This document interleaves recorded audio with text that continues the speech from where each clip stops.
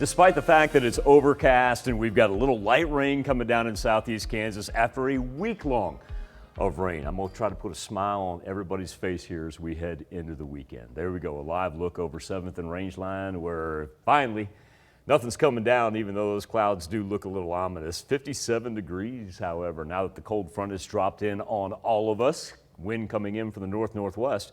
And that really does play a factor here as far as what our temperatures have. I did mention we still got a little bit of rain left, but certainly all things considered for what we've had ever since Sunday night, that's not too bad. It's just going to keep on pushing off to the east. Haven't had any lightning, nothing severe. But of course, if you're living out in southeast Kansas up there, that's the last thing you want to see because this dates back to Sunday night when the whole week started and the thunderstorms rolled in night after night, morning after morning. You see where the orange turns into the red. We're talking 3.5, 4.5 inches of rain right there. And that's just a weekly total in and of itself. So when we talk about the daily almanac for this October 15th, our precipitation totals at Joplin Regional Airport for the month at 2.5 inches. Now, granted, there were places that picked up almost double than that, especially on Sunday into Monday up in the northwestern portion of the 4 states and from all the way from Thursday into today in the southwest or southeastern portion as well. So we just kind of split the difference right there. That 2.5, that's just about what we saw on average for the entire week. You'll also notice our average high for today, about 71 degrees. Well, we're not going to come close to that. Now that the cold front has settled in, we see a little bit of a rebound out to the west right there. Chinook's pushed up to 65. However, we have slipped as low as we had a 49 earlier up in Iola. 12-degree difference, though, as they're up to 61. Joplin sits at 57. Monette right now at 54. Big difference. Watch the arrows just drop off all the way down to the southeast. Now that everything's coming in from the north. Independence, those are not wind gusts. Those are sustained winds, 22 miles per hour. And to put that into perspective as far as where we stand now to what we had yesterday, easily anything from about, say about 6 to 14 degree different cooler than what we had. Here's what the jet stream has done though. This thing is moving fast. Earlier this morning, the trough, okay, that's what we signify as a trough.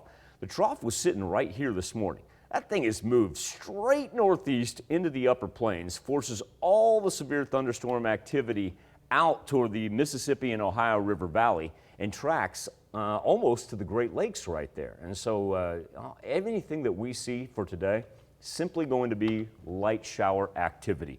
As we work into the afternoon, I'm going to stick with what I said. We're going to see some sunshine here for late afternoon, early evening before it sets and kind of stabilize in the 60s.